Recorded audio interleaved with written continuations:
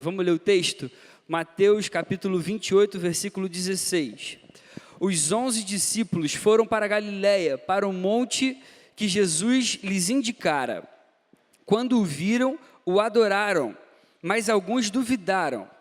Então Jesus aproximou-se deles e disse: Foi-me dada toda a autoridade nos céus e na terra. Portanto, vão e façam discípulos de todas as nações, batizando-os em nome do Pai e do Filho e do Espírito Santo, ensinando-os a obedecer a tudo que eu lhes ordenei. E eu estarei sempre com vocês até o fim dos tempos. Amém? A gente tem ouvido muito nesses últimos dias a respeito de algumas ideologias, de algumas ideias que têm tomado conta um pouco da nossa cultura, que têm ganhado espaço, que têm ganhado força no meio onde a gente tem vivido, no nosso colégio, no nosso trabalho, nas conversas com os nossos amigos. A gente tem ouvido falar muito dessa questão da ideologia de gênero, por exemplo. A gente tem ouvido falar muito sobre o marxismo cultural. Vários assuntos desses foram falados aqui nesse fim de semana. A gente tem ouvido falar muito sobre o movimento feminista, nessa terceira onda aí, que trouxe algumas ideias muito absurdas do ponto de vista de Deus e da Bíblia. A gente tem ouvido falar de alguns movimentos de esquerda que têm falado coisas totalmente contrárias às coisas que a gente acredita como cristãos aqui. A gente tem ouvido algumas coisas até entrando nas igrejas. Eu não sei se você já ouviu falar na teologia liberal, por exemplo, que prega algumas coisas que a gente, como cristão, acha um absurdo. E eu, pessoalmente, Felipe, eu tenho percebido, assim, como cristãos, a gente como cristão, não essa igreja específica aqui, mas a igreja como um todo, às vezes me dá a sensação de que a gente tem tido uma postura um pouco defensiva só, um pouco de... Deixa a pessoa falar o que ela pensa, se ela falar um absurdo, aí eu me levanto e falo, não, isso aí eu não acredito. Parece que a gente só expõe o nosso pensamento, as coisas que a gente acredita mesmo, as coisas que a gente tem fé. Quando alguém se levanta para falar alguma dessas ideologias totalmente malucas e contrárias às coisas que a gente acredita. Afinal de contas, é óbvio, a gente como cristão, a gente tem que falar assim, isso eu não concordo, isso eu sou contra. Só que a sensação que eu tenho às vezes é que a gente realmente só se levanta e a gente só expõe alguma coisa que a gente acredita quando alguém fala. Para a gente às vezes é um pouco mais cômodo, cara, deixa eu ficar aqui na minha, não vou encher o saco de ninguém. Pô, se alguém falar algum absurdo aí, eu vou me levantar, vou falar alguma coisa, aí eu tenho que ser contrário.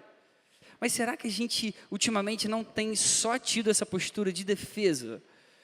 Será que às vezes a gente só fala realmente, cara, se alguém se levantar aí eu vou e me coloco e me posiciono como um cristão? Um dos aspectos principais desse trecho que a gente leu aqui agora é que a grande comissão de Jesus é um chamado para a igreja dele avançar. A grande comissão de Jesus é um chamado para a gente como igreja avançar. A igreja de Cristo é chamada para avançar.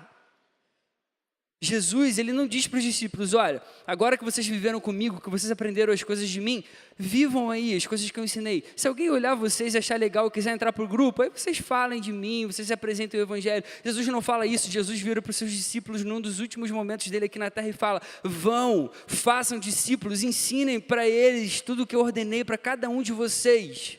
Jesus chama a gente para avançar, a igreja de Cristo é que avança. A igreja de Cristo é que precisa avançar. A gente não deve ficar parado. Está na hora, sim, da gente se levantar como cristãos, levarmos o chamado de Jesus a sério.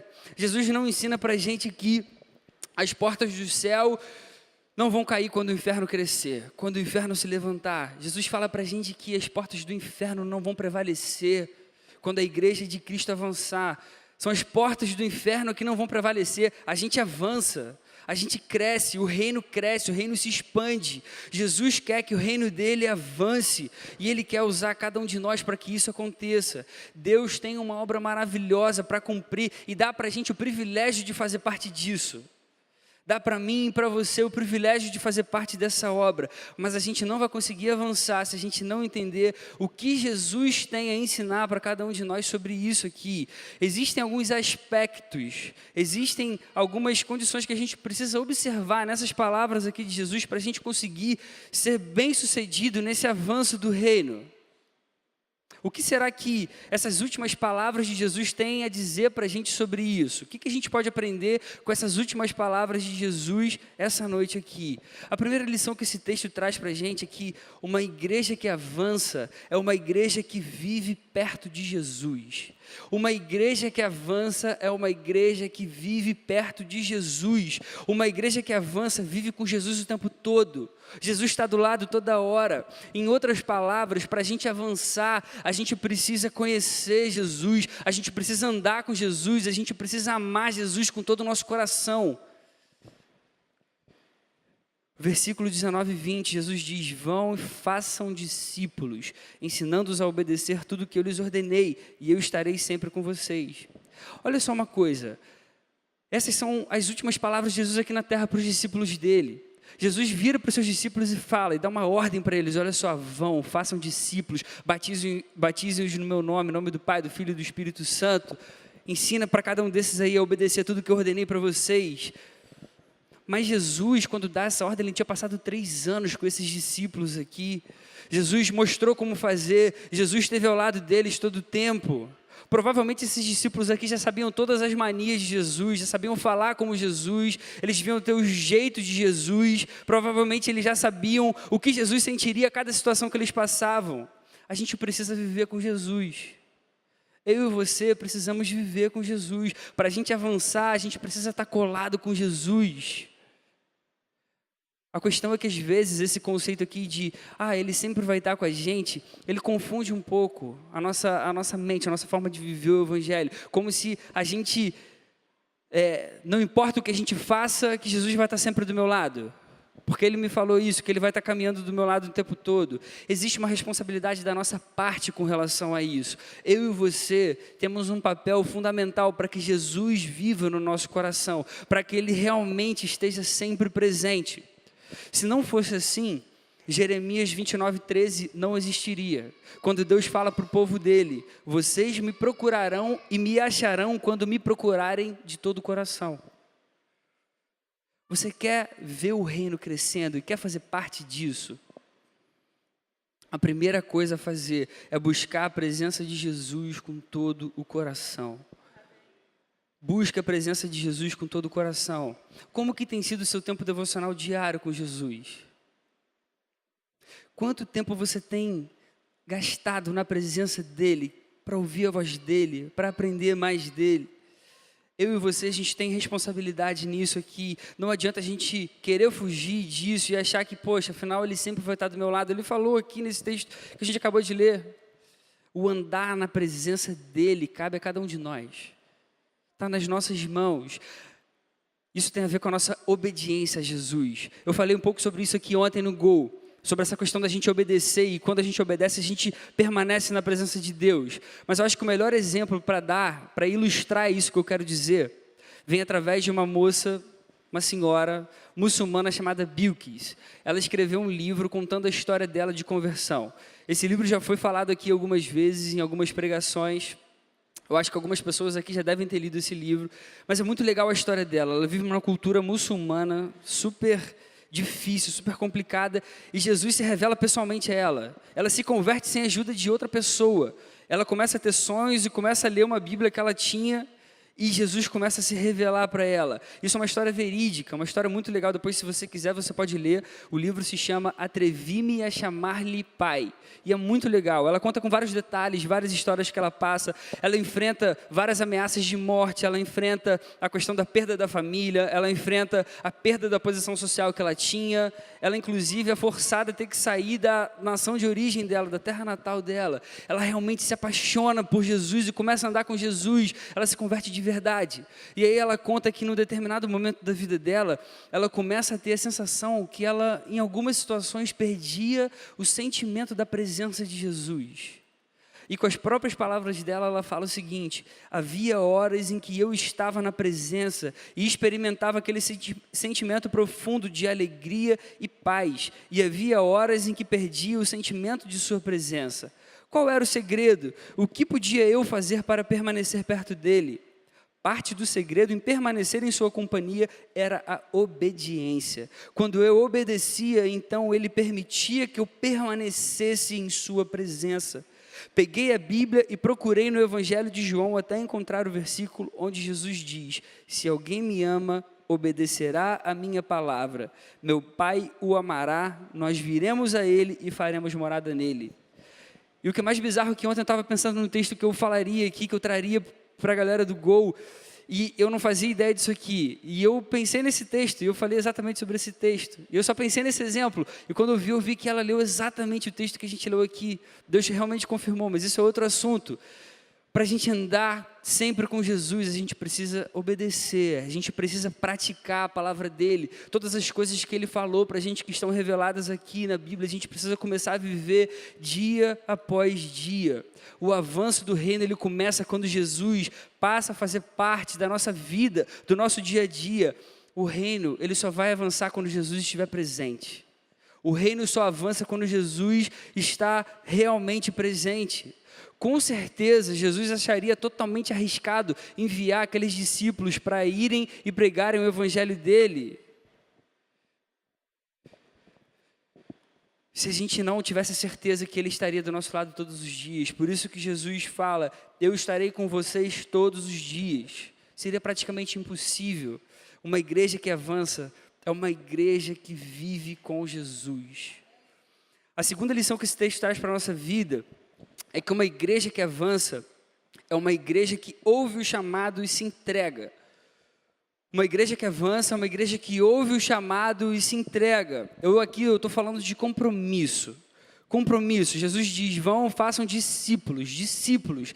Da mesma forma que aqueles discípulos passaram 3 anos e aprenderam tudo sobre Jesus, aprenderam a forma como ele falava, como ele se comportava, como ele agia em cada situação. Hoje esse chamado é para mim e para você. Esse chamado é para a nossa vida. Sem compromisso com o reino, não há avanço. Sem compromisso, o reino não consegue crescer. E existem alguns exemplos bíblicos que confirmam isso que eu estou falando aqui para vocês. Por exemplo, quando Jesus começa o ministério dele e chama os primeiros discípulos. Quando ele está lá na praia e chama Pedro e Tiago, lá em Mateus 4:22, diz: eles, deixando imediatamente seu pai e o barco, o seguiram.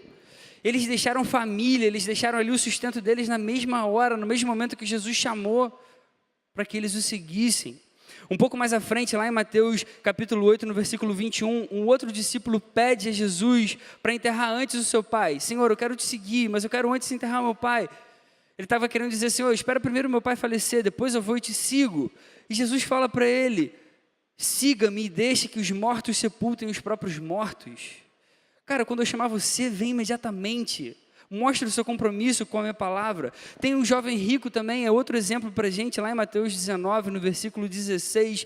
Jesus diz para ele: se você quiser ser perfeito, vá, venda os seus bens, dê o dinheiro aos pobres e você terá um tesouro nos céus. Depois você vem e me segue. Eu não estou querendo dizer aqui que a gente tem que largar tudo, que a gente tem que vender tudo, que a gente tem que, de uma hora para outra, parar de fazer tudo o que a gente está fazendo. Eu sei que Jesus tem um chamado específico para algumas pessoas nesse sentido aqui. O que eu estou querendo aqui é chamar a atenção para o compromisso que Jesus requer dos discípulos dele. Se a gente quer andar com Jesus, se a gente quer seguir Jesus, Ele quer da nossa vida compromisso. O reino não vai crescer com pessoas descompromissadas. O reino não vai crescer com pessoas descompromissadas. Jesus ensina para a gente lá em Mateus capítulo 6, versículo 33. Busquem, pois, em primeiro lugar o reino de Deus e a sua justiça, e todas essas coisas lhes serão acrescentadas. Todas essas coisas são o quê? São essas preocupações que a gente tem na nossa vida. O que a gente vai comer amanhã? O que a gente vai vestir? Como que vai ser a nossa vida no nosso futuro? Jesus continua: portanto, não se preocupem com o amanhã, pois o amanhã trará as suas próprias preocupações, basta cada dia o seu próprio mal. Isso ensina para a gente totalmente sobre compromisso e confiança. Eu já pude ouvir algumas pessoas falarem para mim: cara, eu estou tão sem tempo, eu tenho trabalhado para caramba, eu tenho feito muita coisa, isso e aquilo, meu tempo está difícil para caramba. Mas diante disso que a gente acabou de ler, sobre o ensinamento de Jesus, só existem 2 opções para quem realmente não se compromete com o reino. Ou a gente não está confiando na provisão de Jesus, ou a gente está querendo um pouco mais do que aquilo que Jesus acha que é o melhor para a nossa vida. Essa que é a verdade. Se Jesus quer da nossa vida compromisso e a gente não tem conseguido se comprometer com o reino, ou a gente não está confiando em Deus, ou a gente não está satisfeito com o que Deus tem dado para a gente e a gente fica achando que a gente está precisando de mais. A gente precisa aprender a confiar em Deus e nas promessas dEle para a nossa vida. Você quer ver o reino crescendo? Você quer fazer parte disso? A segunda coisa a se fazer é se comprometer. É se entregar de verdade, com todo o teu coração, com toda a tua vida. Uma igreja que avança é uma igreja que se compromete com o reino. A terceira lição que esse texto traz para a nossa vida é que uma igreja que avança é uma igreja que evangeliza. Uma igreja que avança é uma igreja que evangeliza. Evangelizar é comunicar a verdade de Deus para as pessoas. Nada mais do que isso. É espalhar a boa notícia da salvação. A ordem de Jesus é: vão, façam discípulos, ensine-os a obedecer a tudo que eu lhes ordenei. Essa é uma ordem expressa de Jesus. Ele deixa isso claro para a gente antes de ser elevado aos céus. O Evangelho é a maior certeza que a gente tem do quanto Deus se importa com a nossa vida. Nas palavras de Paulo, o apóstolo Paulo, o Evangelho é o poder de Deus para a salvação de todo aquele que crê. Isso está lá em Romanos 1,16. Um cara chamado Iago Martins, que tem um canal no YouTube muito legal, ele escreve num prefácio de um livro do Paul Washer o seguinte: nunca esqueçamos que o Evangelho não é só o fundamento da nossa fé, mas o único meio pelo qual toda a vida cristã pode existir, pois fora de Cristo tudo não passa do mais completo absurdo. Esse é o Evangelho que a gente tem na mão. Diante disso, a gente precisa ter em mente que esse Evangelho precisa ser espalhado. Esse Evangelho precisa chegar no coração das pessoas que ainda não conhecem Jesus. Isso depende da gente, como igreja, como filhos de Deus. O Evangelho precisa ser exposto para todas as pessoas que a gente conhece. Às vezes você pode se sentir um pouco desanimado. Eu já fui em algumas células e eu pude ouvir algumas pessoas falarem do amigo de oração. Poxa, é difícil, eu tenho orado, mas eu não consigo falar com aquela pessoa. Parece que quanto mais eu oro, mais essa pessoa se afasta de mim. Às vezes parece que eu não vejo o fruto, sabe, da pregação do Evangelho para aquele amigo meu e etc. Eu queria dizer uma coisa para você: isso é normal. Não precisa se desesperar, isso infelizmente acontece. A própria Bíblia ensina para a gente que o Evangelho produz dois efeitos quando ele é exposto. Para uns o Evangelho tem cheiro de vida, para outros o Evangelho vai ter cheiro de morte. 2 Coríntios capítulo 2, versículo 15. Porque para Deus somos o aroma de Cristo entre os que estão sendo salvos e os que estão perecendo. Para estes somos cheiro de morte, para aqueles fragrância de vida. Querido, não fique preocupado se alguém se sentir ofendido quando você expor a verdade sobre o que você acredita. Desde que, óbvio, você seja uma pessoa legal falando, né? Óbvio que a gente não tem que ser mal educado, óbvio que a gente não tem que ser mongoloide. A gente tem que expor a verdade do Evangelho, das coisas que a gente acredita. Mas não fique preocupado se alguém simplesmente se sentir ofendido pelo que você crê, pelo que você ama. A verdade é que muitas pessoas sentem cheiro de morte quando elas ouvem falar da verdade. Essa que é a questão. Só que esse chamado de Jesus é para todos nós. A gente precisa fazer, a gente precisa espalhar. Vão, façam discípulos, ensine-os a obedecer a tudo que eu lhes ordenei. É o nosso papel como igreja espalhar a grande notícia de salvação para todos quanto a gente puder.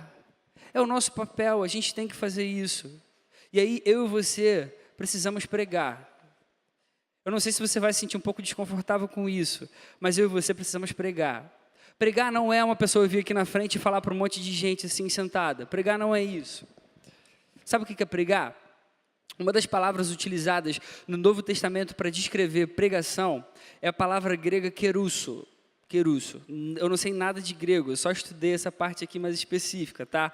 Mas enfim, essa palavra kerusso, alguns estudiosos entendem que nenhuma outra palavra que significa pregar é mais importante do que essa.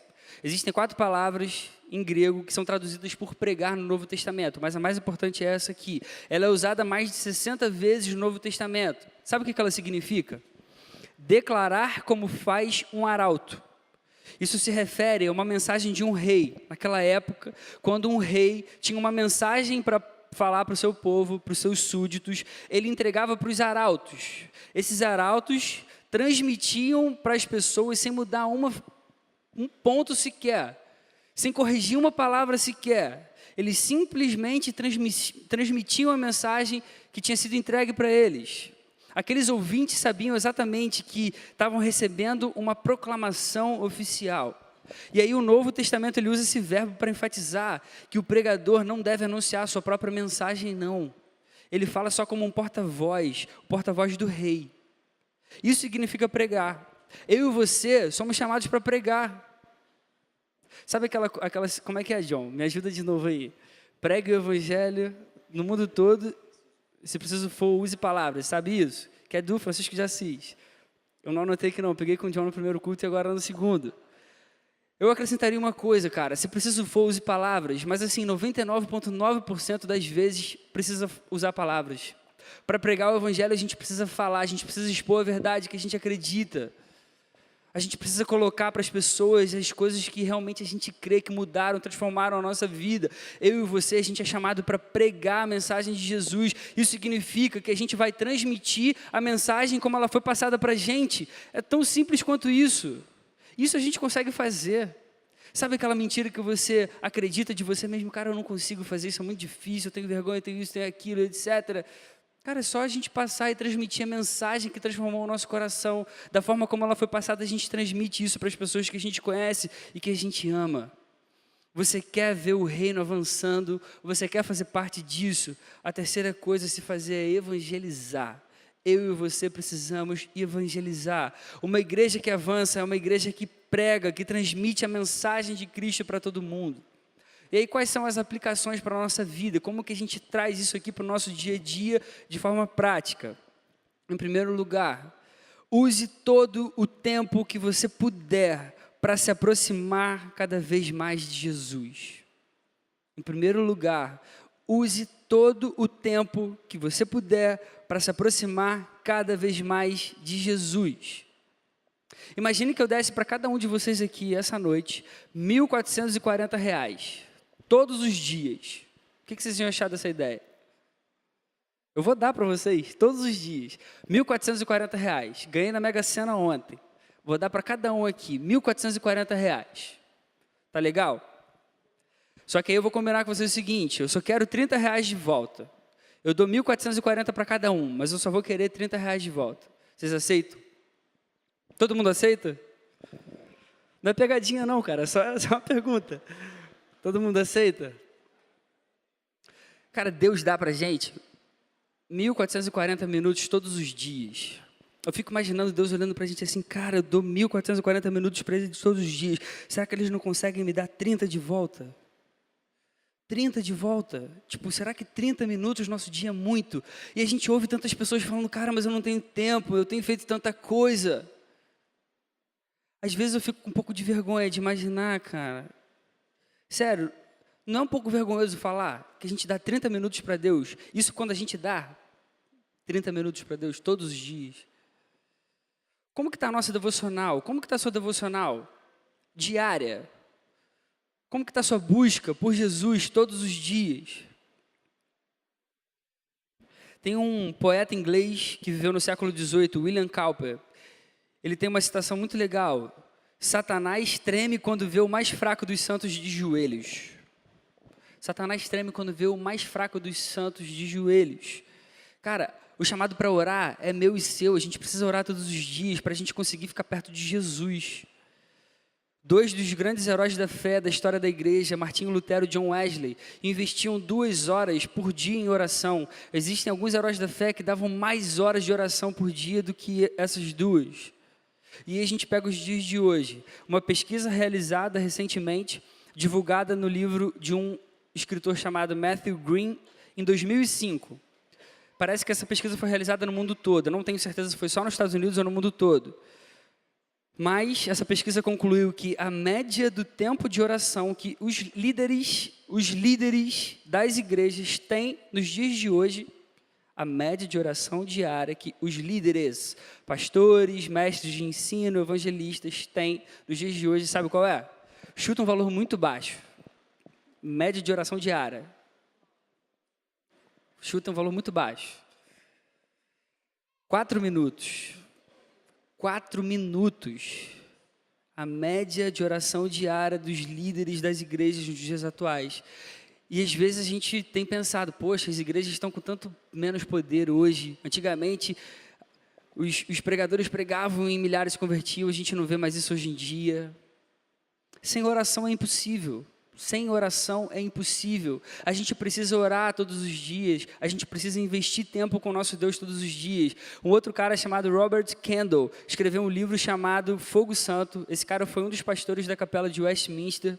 Ele escreve um negócio muito legal. Não haverá oração no céu.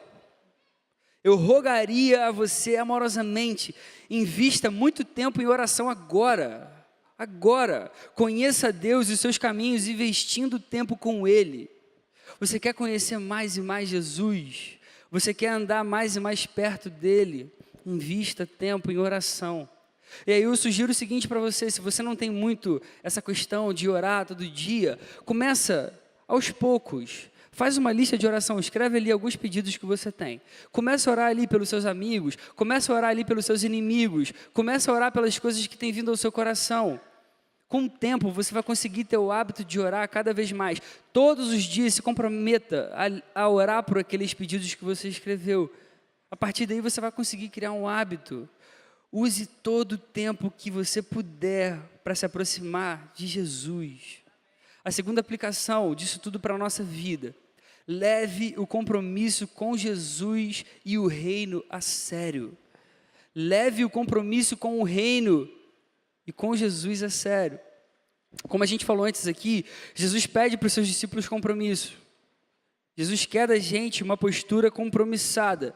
Ele não necessariamente quer que você largue tudo amanhã, não, que você faça aquelas coisas, não. Mas Ele quer poder contar com você para o avanço do reino dEle. Será que Jesus pode contar com você? Jesus tem podido contar com a sua vida para o avanço do reino dEle. Assuma o compromisso com Ele e vá até o fim. Vá até o fim. Se for preciso larga tudo então. Se for preciso ganhar menos dinheiro, ganhe menos dinheiro então. Se for preciso terminar o seu namoro, termina o namoro então. Se for preciso você dizer não para alguma coisa, diga não para alguma coisa. Se for preciso você quebrar o teu computador, quebra o teu computador. Se for preciso pegar o teu celular e jogar o teu celular longe, joga o teu celular longe. Mas assuma compromisso com Jesus. E aí algumas sugestões aqui.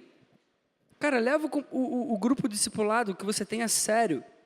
É uma coisa que a gente faz aqui na igreja. Alguns grupos de discipulado. E aí eu tenho ajudado a organizar alguns grupos de discipulado no Gol.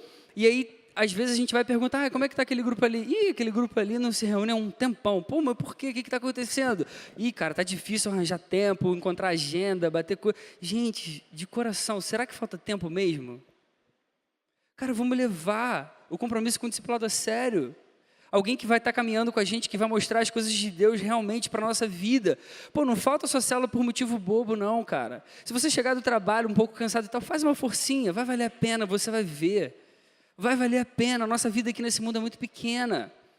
Você vai ver que vai ter sido a melhor decisão que você tomou naquela noite ali. Entre em algum ministério aqui, por exemplo, na Igreja Oceânica. É uma outra sugestão. Participa um pouco aqui da igreja, começa a servir aqui, tem o Ministério de Serviço, tem um monte de outras coisas que você pode entrar e ajudar, a comunicação está precisando de um monte de gente para ajudar, começa a fazer mais parte, se comprometa com o reino, para que as pessoas que se converterem, usem a sua vida como exemplo para elas. Terceira aplicação para a nossa vida, trate o Evangelho como a coisa mais preciosa e mais necessária a ser compartilhada com quem você convive. Trate o Evangelho como a coisa mais preciosa e mais necessária a ser compartilhada com quem você convive. Paul Washer, um pastor americano, ele tem um sermão que é um dos mais conhecidos dele, que se chama O Verdadeiro Evangelho. Ele fala o seguinte, Não existe nada mais profundo e mais valioso do que as boas novas consumadas por Jesus Cristo naquela cruz. Se entendermos bem essa verdade, teremos todo o fogo de que precisamos ardendo em nosso coração. A pergunta para a gente refletir é: será que a gente tem considerado o Evangelho de Cristo a coisa mais valiosa que a gente tem na nossa mão? Existem algumas pessoas que falam assim: cara, eu já tentei, mas eu tenho um pouco de vergonha. Às vezes me dá um medo, sabe? Pô, vou ter que falar das coisas que eu acredito. Pô, pro meu amigo, como que eu vou fazer isso? Eu ouso dizer uma coisa. Eu ouso aqui dizer uma coisa. A gente às vezes não espalha o Evangelho, não é por medo, não é por falta de coragem, por qualquer outro motivo. A gente não espalha o Evangelho porque, infelizmente, a gente não considera o Evangelho a coisa mais preciosa que a gente tem na nossa mão. Se a gente considerar o Evangelho a coisa mais preciosa que a gente tem na nossa mão, na nossa vida, no nosso coração, a gente vai falar sem problema nenhum para quem quer que seja. Paulo, quando escreve que o Evangelho é o poder de Deus para todo aquele que crê, para a salvação de todo aquele que crê, ele começa esse trecho falando: eu não me envergonho do Evangelho. Eu não me envergonho porque ele é o poder de Deus para a salvação de todo aquele que crê. A gente precisa tratar o Evangelho como uma coisa mais preciosa e necessária a ser compartilhada no meio que a gente está inserido. No nosso trabalho, na academia que a gente frequenta, no crossfit que a gente gosta de ir, no nosso colégio, na praia, no nosso círculo de amigos que ainda não conhecem a Jesus.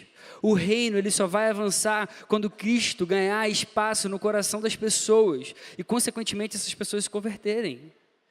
O reino não avança por espaço físico. O reino, ele avança quando as pessoas se convertem, quando as pessoas começam a fazer de Cristo seu Senhor e seu Salvador. Mas como que as pessoas vão crer em alguma coisa que elas nem conhecem? Isso está na nossa mão, está na minha mão, está na sua. A gente precisa pregar mais sobre Jesus para as pessoas. A gente precisa espalhar essas notícias. Como a gente aprendeu aqui, pregar é transmitir a mensagem da forma como ela foi entregue para a gente. A gente só precisa espalhar essa notícia de salvação. Ainda que as pessoas considerem a gente pessoas loucas, ainda que elas não acreditem no que a gente fala. Eu tinha um amigo meu no trabalho que ele não é que ele não acreditava, ele entendia, ele ouvia as coisas que eu falava de Jesus e tal, mas ele achava que não era desse jeito.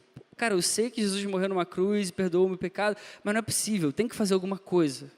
Cara, a beleza do Evangelho é essa, que o Evangelho é simples. É tão simples quanto isso. Jesus morreu por cada um de nós, Ele deu a própria vida e hoje a gente pode ser livre do pecado, da escravidão. E essa é a mensagem que a gente precisa passar, uma mensagem que é simples. Isso está na nossa mão. O Evangelho precisa ser anunciado. A gente precisa tratar o Evangelho como uma coisa mais preciosa e necessária a ser compartilhada com as pessoas que a gente convive. Para concluir, a gente como igreja de Cristo é chamado para avançar. A gente é chamado para avançar. Deus quer fazer uma obra maravilhosa nesses nossos dias e Ele deu para a gente o privilégio de fazer parte. A gente tem o privilégio de fazer parte disso. A gente não tem mais tempo para ficar duvidando aqui de Deus, sabe, de ouvir essas coisinhas. Pô, será que essa coisa que eu ouvi lá é verdade? Será que de repente Deus não existiu? Ou a Bíblia não... Cara, chega disso, já passou esse tempo de ouvir essas ideologias meio malucas que surgem por aí. Está na hora da gente ouvir o Evangelho e começar a pregar com vontade, com força, com coragem, com ousadia, com autoridade. É claro que vão haver lutas, é claro que vai existir. Jonathan Edwards dizia que quando a igreja é reavivada, o diabo também é. É óbvio que quando a igreja começa a ficar firme, isso incomoda Satanás, isso incomoda o inferno. Mas eu e você temos um chamado real para que a igreja de Cristo avance. A nossa posição precisa ser a de quem avança e não a de quem fica se defendendo. A gente precisa avançar. Com certeza, se a gente colocar em prática essa ordem de Jesus, não vai sobrar espaço para essas ideologias malucas que a gente ouve por aí, cara. Não vai, não vai. Sinceramente, que eles é que fiquem preocupados com o crescimento do reino e não a gente com o crescimento do inferno. Que os professores é que fiquem preocupados com a nossa convicção sobre a verdade de Cristo e não a gente com as doutrinações que eles têm para a galera que a gente conhece aqui. Que a mídia que fique preocupada com a falta de audiência pelo crescimento dos filhos de Deus e não a gente com o lixo que eles colocam na nossa casa toda hora. A gente é que tem que avançar. Esse chamado é nosso, esse chamado é meu, esse chamado é seu. A gente é que avança, que a gente se aproxime de Jesus cada vez mais, que a gente se entregue com todo o nosso coração e que a gente consiga evangelizar. Que Jesus seja proclamado, glorificado e honrado com a nossa postura de servos que obedecem ao chamado. Vão, façam discípulos, vão, avancem. Esse é o chamado de Jesus para mim e para você, amém? Você pode fechar o seu olho?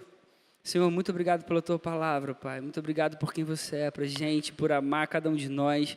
Muito obrigado porque a gente tem a certeza pela sua palavra que a gente não vai estar sozinho, Jesus. Senhor, ajuda a gente a fazer realmente do teu evangelho a coisa mais importante da nossa vida, Senhor. Que a gente realmente seja uma igreja que cresce, que avança, Senhor. Que a gente seja uma igreja cheia da presença do teu Espírito Santo, Senhor. Cheia de coragem. Senhor, enche a gente com o teu Espírito Santo, Pai. Trata o nosso coração, traz a gente para mais perto de você, Senhor. Que a gente ame Jesus com todo o nosso coração, com toda a nossa vida. Que a gente consiga avançar, que o teu reino cresça, Senhor. E usa as nossas vidas para que isso aconteça. Senhor, é um privilégio a gente fazer parte do teu chamado, Senhor. Usa a vida de cada um de nós, Senhor. E dá para a gente a tua vida, a tua certeza de verdade de que realmente o teu reino, Senhor, não tem fim. O teu reino é eterno. E você é a melhor coisa que a gente pode ter para a nossa vida, Senhor, no nome de Jesus. Amém, Pai.